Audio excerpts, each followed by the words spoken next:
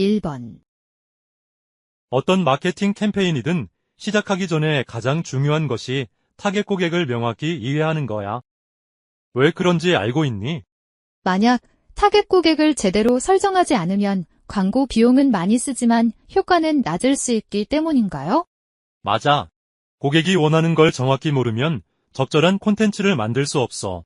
그러면 타겟 고객을 분석할 때 어떤 요소를 고려해야 하나요? 먼저 연령, 성별, 직업을 파악한 후에 그들의 관심사와 소비 습관을 분석해야 해. 만약 두 개의 고객 그룹이 다른 관심사를 가지고 있다면 어떻게 해야 하나요? 그럴 때는 각각의 그룹에 맞는 마케팅 캠페인을 따로 만들어야 해. 광고 콘텐츠도 각 타겟에 맞게 조정해야 해. 네, 알겠습니다. 그런데 정확한 타겟 고객을 어떻게 설정하나요? 효과적인 방법은 이전 캠페인 데이터를 분석하고 기존 고객을 조사하며 시장 트렌드를 파악하는 거야. 새로운 제품이어서 고객 데이터가 없다면 어떻게 해야 하나요? 그럴 때는 작은 테스트 캠페인을 먼저 진행한 후에 고객 반응을 분석하고 점진적으로 확대하는 게 좋아. 네, 알겠습니다. 그러면 캠페인을 제안하기 전에 고객 분석을 철저히 하겠습니다. 2번. 요즘 마케팅은 단순히 제품을 광고하는 게 아니라 고객의 관심을 끌어야 해. 그러면 어떤 콘텐츠가 고객을 효과적으로 끌어들일 수 있을까요? 먼저 콘텐츠는 유용하거나 재미있어야 해. 단순한 광고만 있으면 고객이 관심을 가지지 않아. 큰 브랜드들은 스토리텔링 기법을 사용해서 콘텐츠를 더 흥미롭게 만드는 것 같아요. 좋은 이야기가 있으면 고객이 쉽게 공감하고 브랜드를 더 오래 기억해. 그런데 만약 예산이 많지 않다면 어떻게 해야 하나요? 짧고 쉽게 접근할 수 있는 콘텐츠, 예를 들어 소셜미디어 게시물이나 숏폼 영상을 활용하면 돼.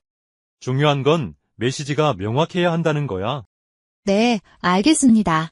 그런데 콘텐츠의 효과를 어떻게 측정하나요? 조회수, 참여율, 공유 횟수, 고객 피드백 같은 지표를 분석하면 돼. 만약 기대한 만큼 효과가 나오지 않으면 어떻게 해야 하나요? 그럴 때는 전략을 조정하거나 접근 방식을 바꾸거나 다양한 콘텐츠를 테스트해봐야 해요. 네, 알겠습니다. 데이터를 꼼꼼히 분석해서 적절히 콘텐츠를 조정하겠습니다. 3번. 고객을 만날 때 말보다 태도가 더 중요하다는 걸 기억해야 해.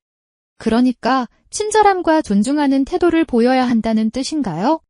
맞아. 예를 들어 고객이 말할 때는 끼어들지 말고 집중해서 들어야 해. 만약 고객이 말을 너무 길게 하거나 주제에서 벗어나면 어떻게 해야 하나요? 정중하게 요약하면서 다시 본론으로 유도하면 돼. 만약 고객이 어려운 질문을 하면 바로 답해야 하나요? 확실하지 않으면 틀린 답을 하지 말고 확인한 후에 최대한 빨리 답변 드리겠습니다 라고 말하는 게 좋아. 네, 알겠습니다. 효과적인 소통은 단순히 말하는 게 아니라 상황을 잘 처리하는 것도 중요하네요. 맞아. 게다가 바디랭귀지도 신경 써야 해. 진심으로 어린 미소와 눈맞춤만으로도 고객에게 좋은 인상을 줄 수 있어. 그러면 고객이 불만을 표현하거나 화를 낼 때는 어떻게 해야 하나요? 가장 중요한 건 침착하게 듣는 거야. 성급하게 반응하지 말고 고객이 충분히 말할 시간을 주세요. 만약 회사 잘못이 아니라 고객의 오해라면 어떻게 해야 하나요?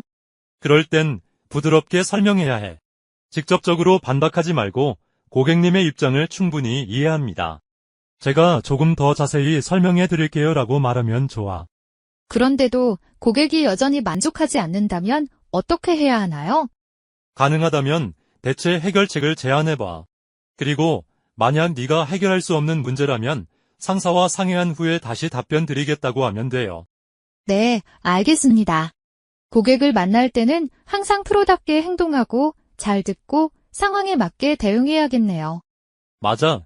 계속 연습하면 고객과의 소통 능력이 빠르게 향상될 거야. 4번. 상담할 때 제품을 일반적으로 소개하는 게 아니라 고객의 니즈에 맞춰서 설명해야 해. 그러면 제품을 소개하기 전에 고객의 니즈를 파악하는 질문을 해야 한다는 거죠? 맞아. 예를 들어, 이 제품이 저희의 최고 제품입니다 라고 하기보다는 어떤 기능을 가장 중요하게 생각하시나요? 라고 물어보는 게 좋아. 만약 고객이 자신의 니즈를 잘 모른다면 어떻게 해야 하나요? 그럴 때는 여러 가지 옵션을 비교해 주면서 각 제품의 장점을 설명해 주면 돼. 만약 고객이 품질보다 가격을 더 중요하게 생각하면 어떻게 상담해야 하나요? 그럴 때는 단순히 저렴한 가격을 강조하는 게 아니라 제품이 제공하는 가치를 설명해야 해. 예를 들어, 이 제품은 내구성이 좋아서 장기적으로 비용을 절감할 수 있습니다 라고 하면 좋아. 고객이 경쟁사의 제품과 비교하면 어떻게 대응해야 하나요? 경쟁사를 험담하지 말고 우리 제품의 강점을 강조하는 게 좋아. 그런데도 고객이 망설이고 바로 구매 결정을 하지 않는다면 어떻게 해야 하나요? 그럴 땐 한정된 프로모션이나 재고 수량을 언급하면서 긴박감을 주는 게 좋아. 고객이 좀 더 고민해 보겠다고 하면 어떻게 해야 하나요? 고객의 결정을 존중하면서도 연락처를 남기고 추가 문의가 있을 때 언제든 도와드릴 수 있다고 알려주는 게 좋아. 네, 알겠습니다. 고객의 니즈를 먼저 파악한 후에 그에 맞춰 제품을 소개해야겠네요. 맞아. 고객이 제품이 자신에게 딱 맞는다고 느끼게 하면 구매 확률이 훨씬 높아질 거야. 네, 꼭 기억하고 고객 상담할 때 적용해 보겠습니다. 5번. 고객이 불만을 제기할 때는 절대 논쟁하지 말고 먼저 경청해야 해. 만약 고객이 화를 내면 어떻게 해야 하나요? 침착하게 공손하게 대응해야 해. 예를 들어, 이 문제에 대해 정말 죄송합니다. 바로 해결 방법을 찾아보겠습니다 라고 말하면 좋아. 만약 우리 회사 잘못이 아니라 고객의 오해라면 어떻게 해야 하나요? 그럴 땐 바로 부정하지 말고 먼저 공감한 후에 설명해야 해. 예를 들어, 고객님의 입장을 충분히 이해합니다. 제가 좀 더 자세히 설명해 드릴게요 라고 말하면 좋아. 제가 이미 설명했는데도 고객이 계속 불만을 제기하면 어떻게 해야 하나요? 짜증내지 말고 끝까지 경청해야 해. 그리고 고객이 원하는 해결 방법이 무엇인지 물어보는 게 좋아. 만약 고객의 요구가 회사 정책을 넘어서면 어떻게 해야 하나요? 그럴 땐 죄송하지만 회사 정책상 불가능합니다. 하지만 다른 해결 방법을 제안해 드릴 수 있습니다 라고 말하면 돼요. 그런데도 고객이 만족하지 못하고 매니저를 찾으면 어떻게 해야 하나요? 그럴 때는 상사에게 전달하고 최대한 빨리 답변 드리겠습니다 라고 정중하게 말해야 해요. 절대 단호하게 거절하면 안 돼요. 만약 고객이 소셜미디어에 부정적인 리뷰를 남기면 대응해야 하나요? 당연하지. 하지만 반드시 프로답게 대응해야 해요. 예를 들어, 이용에 불편을 드려 정말 죄송합니다. 더 나은 서비스를 제공하도록 노력하겠습니다 라고 답하는 게 좋아. 네, 알겠습니다. 결국 중요한 건 경청하고 침착하게 대응하며 적절한 해결책을 찾는 거군요. 맞아. 이런 응대를 잘하면 고객을 잃지 않을 뿐만 아니라 충성 고객으로 만들 수도 있어요. 네, 꼭 기억하고 실제 상황에서 바로 적용해 보겠습니다. 6번. 상담할 때 가장 중요한 건 고객이 신뢰감을 느끼도록 하는 거예요. 그러면 신뢰를 빠르게 형성하는 방법이 있을까요? 단순히 말로만 하지 말고 정확한 정보를 제공해야 해.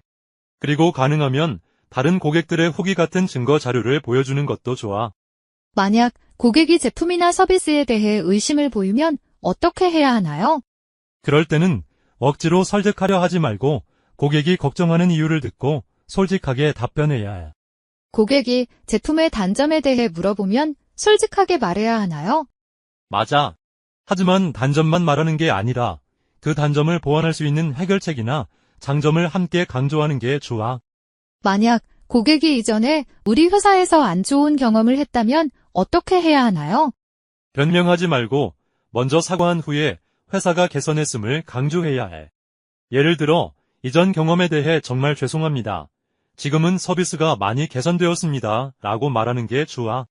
고객이 좀 더 고민해 보겠다고 하면 어떻게 해야 하나요? 바로 결정을 강요하지 말고 네, 충분히 고민해 보세요. 추가 질문이 있으면 언제든지 도와드리겠습니다. 라고 말하면 돼. 고객이 신뢰를 더 가지려면 할인을 요구하면 어떻게 해야 하나요? 바로 할인을 해주기보다는 제품의 가치와 사후 서비스를 강조해야 해요. 필요하면 사은품 같은 다른 혜택을 제안하는 것도 좋아. 네, 알겠습니다. 신뢰를 형성하려면 정확한 정보 제공, 솔직한 상담, 그리고 고객의 이익을 최우선으로 생각해야겠네요. 맞아. 고객이 진심으로 배려받고 있다고 느끼면 신뢰하게 되고 다시 찾아올 거야. 네, 고객과 더 좋은 관계를 만들 수 있도록 상담할 때 꼭 적용해 보겠습니다.